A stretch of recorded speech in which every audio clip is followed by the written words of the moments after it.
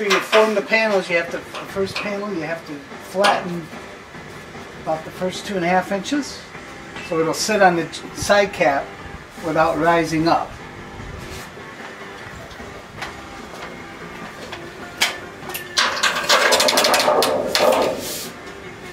Sand goes in.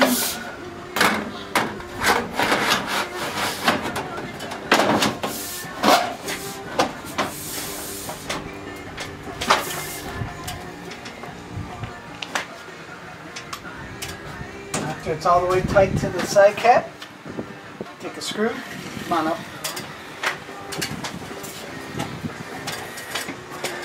I'm going to screw this to the inside lip of the side cap, the first panel.